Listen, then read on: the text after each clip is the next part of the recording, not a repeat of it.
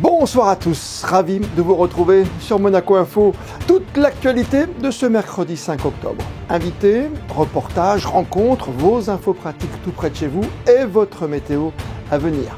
Avec à la une ce soir, la campagne annuelle de sensibilisation pour lutter contre le cancer du sein qui débute ce jeudi en principauté avec les bâtiments officiels qui vont se parer de roses et des réunions d'information en ce traditionnel Octobre Rose. Le cancer du sein touche une femme sur 10 avec un espoir de guérison aujourd'hui qui va jusqu'à 90%. Le docteur Abdol Reza Bavgui, chirurgien gynécologique au centre hospitalier Princesse Grace, sera notre premier invité ce soir. Nous ferons le bilan du voyage du prince souverain dans le sud de l'Italie, dans les fiefs de la famille Grimaldi. Le prince Albert qui se prépare à un nouveau déplacement cette fois dans le cadre de la protection du monde marin dans l'océan Indien, avec le départ hier d'une nouvelle mission d'exploration de 2 mois entre la Réunion, l'île Maurice et les Seychelles.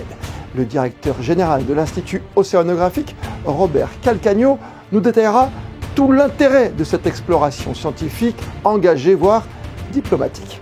La protection de l'environnement, on le sait, bien présente en principauté, avec des nouveautés en matière d'emballage et en premier lieu, de nouvelles consignes en verre. Nous vous expliquerons dans ce journal leur conditionnement, leur cheminement pour vous offrir le meilleur de la cuisine de nos grands chefs monégasques.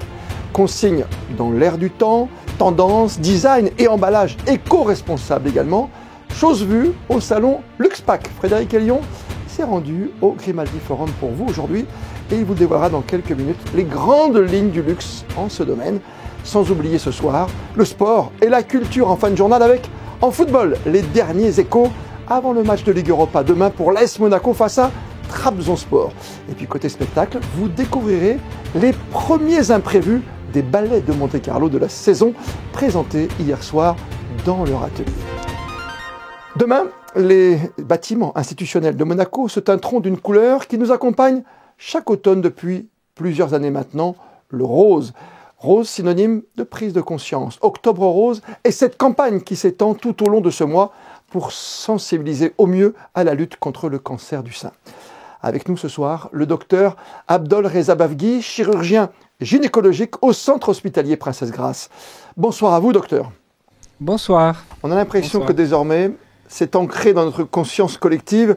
Finalement, c'est dans le parcours santé de chacun, on le sait aujourd'hui, et tous les ans on le rappelle à cette période de l'année, Octobre Rose est important pour ce dépistage contre le cancer du sein. Nous sommes tous mobilisés et tous ou presque concernés. Et oui, puisque le cancer du sein touche beaucoup de familles, puisque ça touche à peu près une femme sur 10. Donc on est tous touchés de près ou de loin par quelqu'un de proche qui peut avoir ou qui a eu un cancer du sein. Ce qui veut dire que c'est dépistage obligatoire, bien sûr. Et dépistage obligatoire parce que en dépistant des patientes, on peut découvrir des cancers du sein qui se guérissent si on l'a découvert tôt.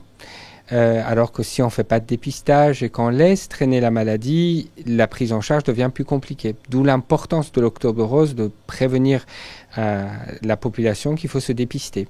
Et ce petit ruban que nous portons aujourd'hui évidemment sur Monaco Info est important. Ça montre qu'on y est dans cette période-là, on peut faire des dons et surtout se faire contrôler. Généralement, c'est quoi? C'est tous les 2 ans une mammographie par exemple?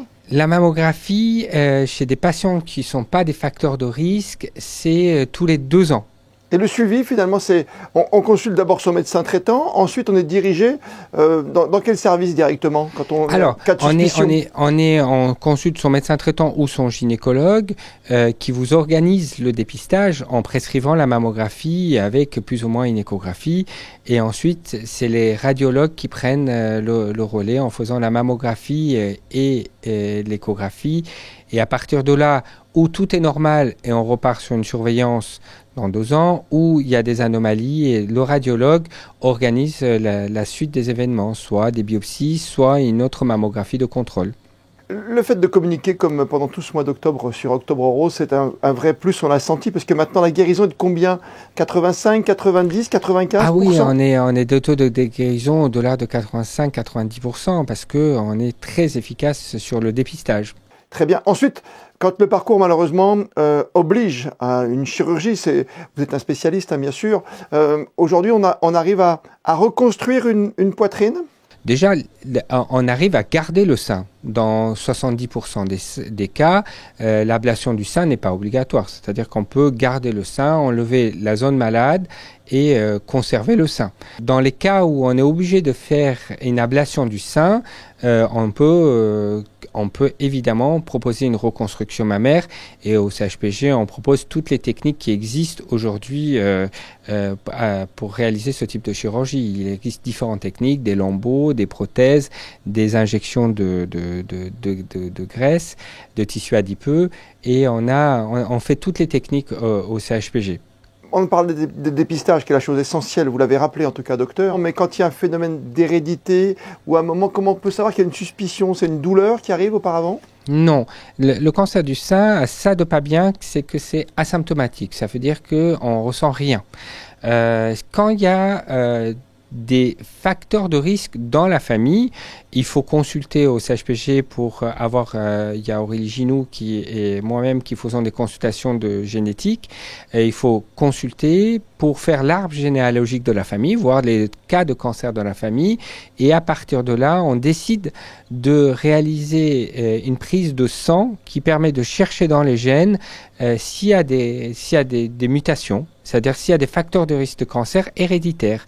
Et dans ce cas-là, la surveillance, c'est à partir de 30 ans. Il y a beaucoup d'avancées dans ce domaine particulier? Oui. Quand j'ai commencé mes études, on connaissait deux gènes mutés. Aujourd'hui, on en connaît 13 et ça ne fait que progresser. Les avancées et des fonds pour la recherche, bien sûr, c'est l'objectif d'Octobre Rose, avec plusieurs manifestations, porter un ruban. On va décorer, je le disais tout à l'heure, en propos liminaire, évidemment, tous les bâtiments officiels de Monaco, fonctionnels en tout cas, avec cette couleur rose qui nous est chère maintenant dans le cadre de cette recherche. Il y a même des courses qui existent, comme une course Odyssea pour les jeunes femmes, pour récolter des fonds. C'est important, là encore. Et oui, toute la principauté est mobilisée pendant ce mois-ci pour effectivement pour recueillir, pour sensibiliser et pour recueillir des dons qui nous permettent à nous d'avoir des professionnels de santé qui sont pas forcément des médecins, mais qui font beaucoup de bien aux patients. C'est-à-dire que le CHPG finance les tatouages de gens à qui on a enlevé le sein et l'aréole étant le bout rose, où on a des infirmières spécialisées pour faire des tatouages d'aréole, des tatouages de sourcils, c'est ce qu'on perd quand on fait de la chimiothérapie, et on a aussi maintenant des onco-esthéticiennes qui permettent aux patientes d'améliorer leur qualité de vie pendant ces périodes de traitement qui sont parfois difficiles pour elles. Et les dons servent essentiellement à développer le bien-être de nos patientes pendant ces périodes difficiles. Beaucoup d'écoute et beaucoup de suivi, notamment au CHPG, qui est pour l'instant dans l'excellence en la matière, visiblement. On est dans l'excellence et parmi les centres les plus importants de la région, puisqu'on opère plus de 150 cancers du sein par an, ce qui fait de notre établissement un des centres de référence dans la région, parce que plus on fait une certaine pathologie, mieux on le traite, mieux on le connaît. Donc, on est une des meilleurs centres de la région. Il ne faut pas l'oublier. Merci mille fois. Merci à vous. Merci à vous. Et dépistez-vous. Et toujours dans le domaine de la santé, le gouvernement princier qui indique ce soir que le vaccin bivalent Pfizer-BioNTech, adapté aux variants en circulation actuellement, sera disponible la semaine prochaine en principauté. Ce vaccin est accessible aux personnes ayant un schéma vaccinal complet comportant au minimum 2 injections de vaccin ou alors une injection et une infection documentée avec bien sûr test PCR ou antigénique positif. Les personnes souhaitant bénéficier de cette dose de rappel bivalent sont invitées à signaler leur intention auprès du centre d'appel Covid-19. La suite du déplacement du prince Albert II dans le sud de l'Italie. Depuis le début de la semaine, une équipe de Monaco Info suit le voyage officiel du prince Albert II dans cette région italienne. Après Ripa Candida, c'est à Monteverde que s'est poursuivie la visite du souverain dans les anciens fiefs des Grimaldi. Le reportage sur place d'Émilie Rousseau avec Alexandra Marangoni. Après un bain de foule dans la région du Basilicate, le prince Albert II a reçu un accueil tout aussi chaleureux à Monteverde, un tout petit village de plus de 700 âmes niché sur un rocher et qui doit son nom à la végétation qui l'entoure. Monteverde a même été élu l'un des plus beaux villages d'Italie en 2019 et il a aussi prouvé qu'il savait recevoir. Tous les habitants s'étaient donné rendez-vous dans les ruelles de la commune, drapeau monégasque et italien en main, pour marquer ce jour historique, celui de la visite du prince Albert II. Questa è una giornata molto importante per il paese, ci riavvicina alla storia e siamo tutti felici. È importante non solo perché c'è questo richiamo storico, ma perché questa cerimonia, questa visita rinsalda il desiderio di pace, di comunicazione tra la gente, tra i popoli, e quindi sono contentissima che il principe abbia accettato di venire in questo piccolo borgo.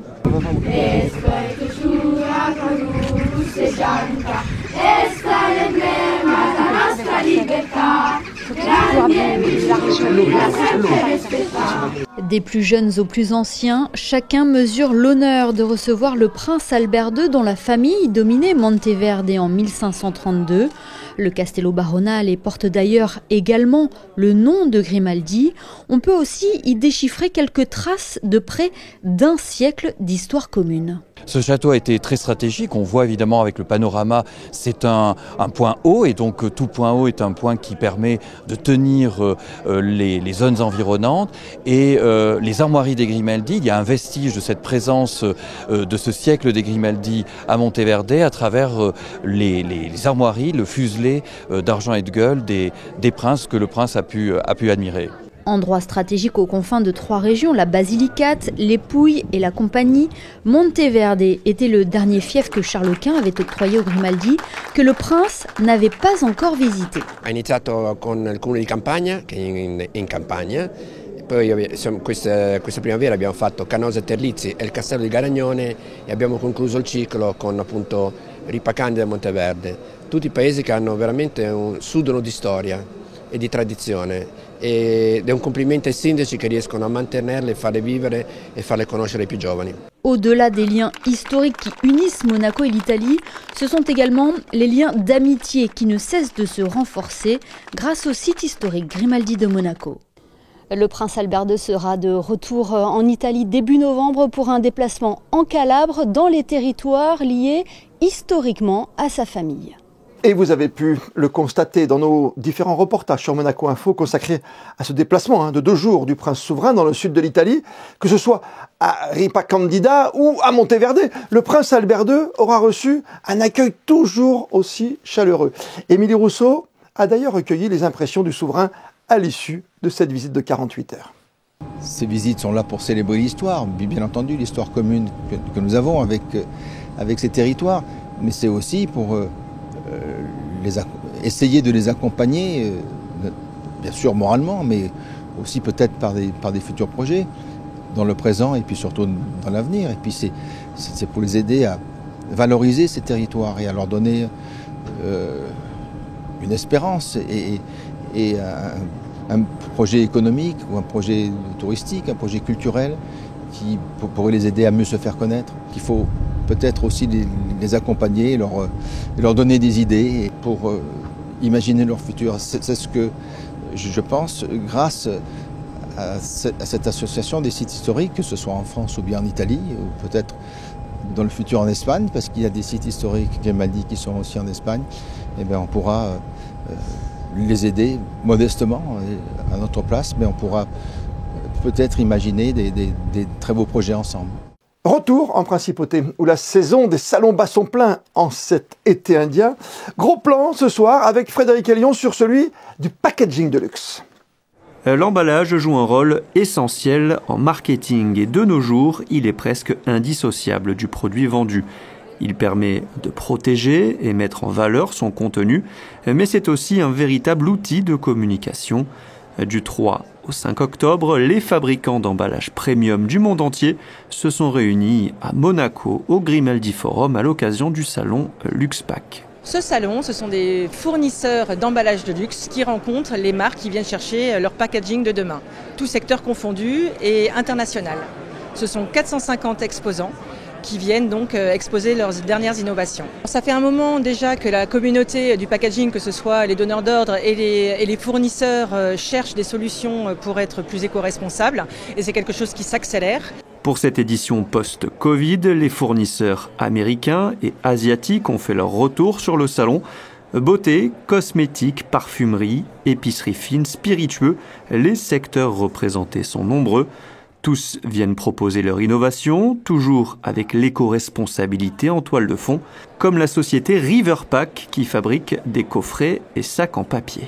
Aujourd'hui, on est conscient que l'emballage doit faire une évolution, peut-être une révolution, de manière à avoir un impact le moins important possible sur les émanations de CO2 et sur l'environnement en général. Donc on a des évolutions qui vont dans ce sens. On utilise aujourd'hui de plus en plus de matériaux qui sont issus du recyclage, pour éviter d'avoir à reproduire ou réutiliser des matériaux vierges. Un travail est aussi effectué sur les épaisseurs et volumes des emballages qui doivent être entièrement et facilement recyclables. Plus concret, plus proche de vous encore, la mise en boîte Made in Monaco et cette idée de consigne pour des plats d'exception qui rentrent petit à petit dans nos mœurs, nos habitudes en principauté, avec les grands chefs qui réfléchissent à des recettes adaptées à la conservation sous verre. L'enquête ce soir de la rédaction de Monaco Info. Avec 2 étoiles au guide Michelin et son style novateur et engagé, Marcel Ravin réinvente la carte du restaurant Madawan à l'occasion de la Semaine du Goût. Une cuisine simple, rapide et saine qui sera également proposée sous format Ma Consigne, une entrée et un plat chaud placés donc sous le signe de l'anti-gaspillage alimentaire. Et avec Ma Consigne, je trouve que c'est un joli partenariat, mais ce n'est pas juste un partenariat, c'est juste, il faut qu'on comprenne qu'aujourd'hui nous devons changer nos habitudes, nous devons comprendre que le gaspillage, il faut le limiter, et pour la protection de qui, mais pour la protection de nous et de la planète, il faut que les gens prennent conscience que ce n'est pas compliqué, de venir chercher, on l'a fait dans le temps, avec des consignes, des boissons et tout, etc., des bouteilles qu'on ouvrait, qu'il fallait remettre dans des consignes pour récupérer. Pourquoi on ne peut pas aujourd'hui adapter aussi la cuisine sous cette forme-là? Je trouve que c'est une très bonne idée que Ma Consigne puisse pouvoir se développer ici à Monaco, et ça va dans le sens de ce que Monaco fait depuis très longtemps pour la protection de l'environnement. Pour ces plats, rien n'a été jeté. Les queues de chou-fleur, habituellement boudées, sont ici transformées en houmous. Manger bien, manger mieux et être responsable, un défi complexe que de très nombreux chefs ont décidé de relever. Le déjeuner hier de l'Association monégasque des activités financières, l'AMAF, qui accueillait la nouvelle secrétaire d'État à la justice, l'une de nos invitées lundi soir sur Monaco Info, Sylvie Petit-Leclerc, qui a mis l'accent sur l'importance de la coopération internationale, l'entraide, notamment en matière de lutte contre la fraude fiscale et le blanchiment d'argent, avec en exergue la mise à disposition des outils nécessaires pour soutenir les banquiers de la principauté dans ce grand combat financier. La protection, cette fois de l'environnement, mieux comprendre la diversité marine, c'est tout l'objectif d'une nouvelle mission du projet des explorations de Monaco. Et avec nous, pour en connaître tous les détails, le directeur de l'Institut océanographique de Monaco, Robert Calcagno, qui nous a accordé cet entretien hier, juste avant son départ vers l'océan Indien. Robert Calcagno, bonsoir à vous. Oui, bonsoir Christophe Paco. On est heureux de vous retrouver parce qu'on va parler de cette défense ô combien importante de notre environnement et surtout des océans. Avec une mission, cette mission Monaco Exploration qui vient de débuter, qui va donc durer 2 mois. Et oui, nous sommes à un moment particulièrement prenant puisque le bateau, le SA Goulas 2, est parti hier après-midi de Cape Town pour une mission de 2 mois dans l'océan Indien. Il se dirige en ce moment vers Maurice, puis il ira à La Réunion, et puis sur le petit îlot d'Aldabra, et puis à Mahé aux Seychelles, et un grand stop de plus de 15 jours sur les hauts fonds Saya de Maya, Maya, Saint-Brandon, Maurice et ensuite retour à Cape Town. Donc vous le voyez, c'est une mission d'envergure. Avec beaucoup de scientifiques, également des techniciens et même des étudiants cette fois-ci.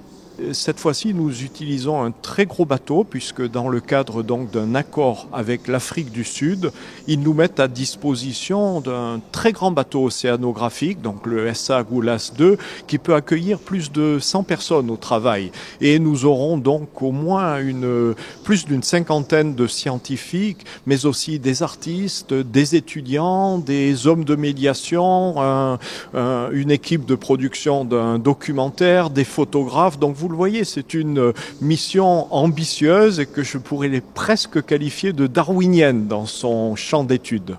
Avec une gestion évidemment de tout ce qui se passe au fond de l'océan et même à la surface bien sûr, mais là on va travailler peut-être vers le corail, vers la mégafaune aussi.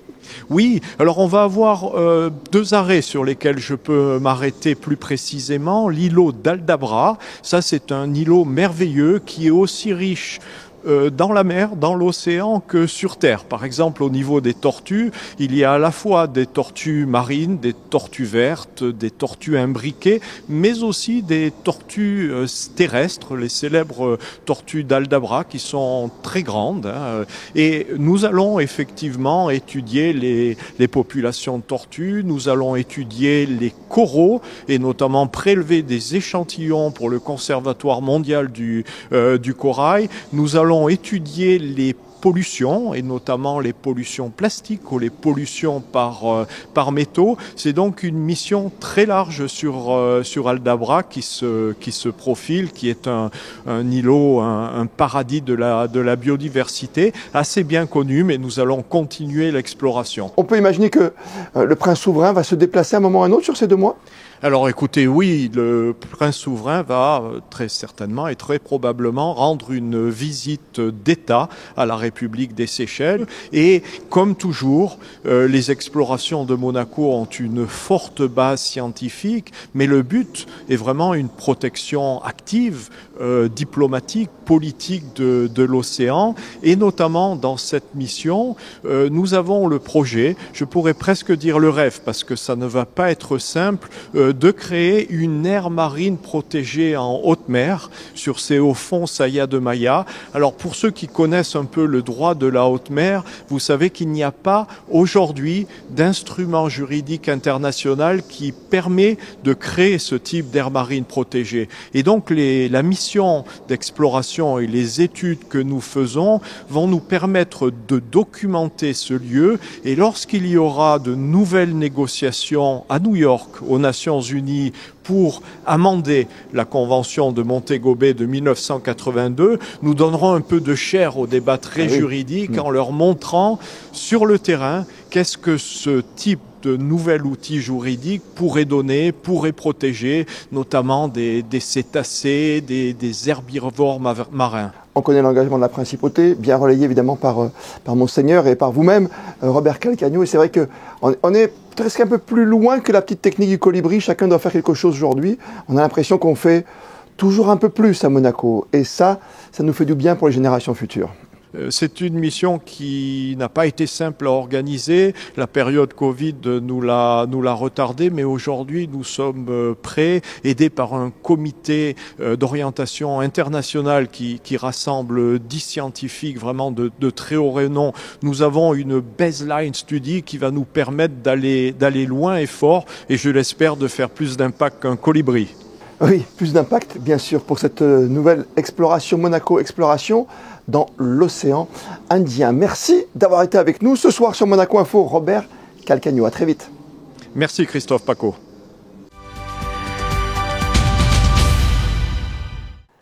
Les sports et la 3e journée de phase de poule en Ligue Europa. Et demain soir, au Stade Louis II, 18h45, Monaco va tenter de garder son joli rythme du moment face à l'équipe turque de Trabzonspor, dont il va falloir se méfier. L'entraîneur en est conscient, Philippe Clément. Trabzon, c'est une équipe avec beaucoup d'expérience, avec beaucoup des internationaux. Nous avons parlé de ça ce matin. L'équipe basse sont tous des internationaux. Aussi sur le banc, c'est presque tous des internationaux. Et pas des internationaux qui ont joué 5 matchs, mais des joueurs comme Hamsik qui ont joué plus que 130 matchs avec l'équipe nationale. Et il y a plusieurs comme ça.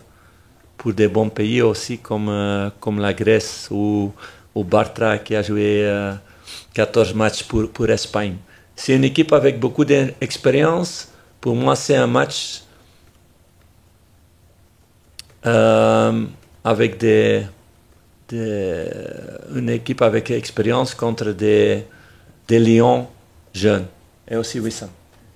À l'initiative du Centre scientifique de Monaco et le musée d'anthropologie préhistorique, la première fête de la science se déroulera le 22 octobre prochain, place d'Armes, entre 9h et 18h. Au programme, animation, démonstration, ateliers, présentation des activités de recherche ou encore discussion avec les chercheurs et découverte du Spéléo Club de Monaco. Connaissez-vous les imprévus pour terminer? Les imprévus où, quand Jean-Christophe Maillot vous ouvre tout simplement les portes de l'atelier des Ballets de Monte-Carlo et vous fait vivre une soirée inédite avec les danseurs de la compagnie. Une première suivie hier par José Sacré.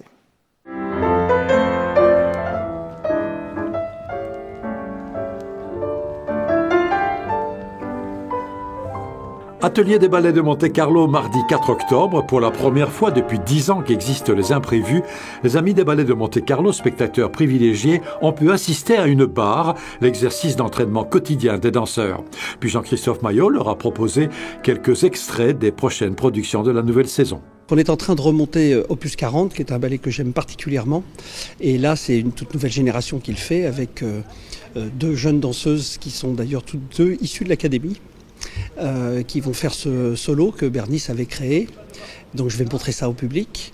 Je vais leur montrer le travail en répétition, c'est-à-dire qu'ils vont vraiment assister à la mise en place de quelque chose qui est au début de sa structure et qui vont pouvoir découvrir et voir un peu comment je les corrige. Donc je vais vraiment les faire rentrer dans la réalité du travail quotidien avec cette proximité assez exceptionnelle toujours qu'offre ce studio et ce rapport direct avec le danseur.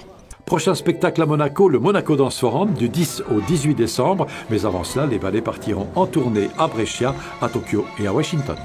La météo de ces prochaines heures, c'est avec vous, Yannick de Bever. Bonsoir Christophe, bonsoir à tous. La principauté perdra un peu de temps d'ensoleillement demain.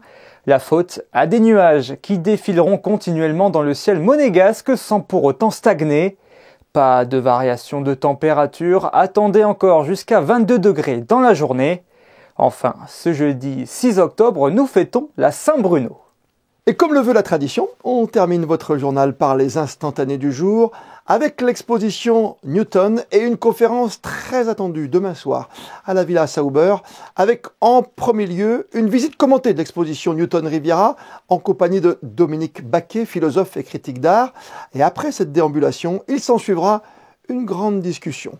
Les photos du jour sont signées Stéphane Dana. Demain, 19h, c'est Émilie Rousseau que vous retrouverez pour un tout nouveau journal sur votre chaîne préférée, sur Monaco Info. D'ici là, belle et bonne soirée à toutes et à tous.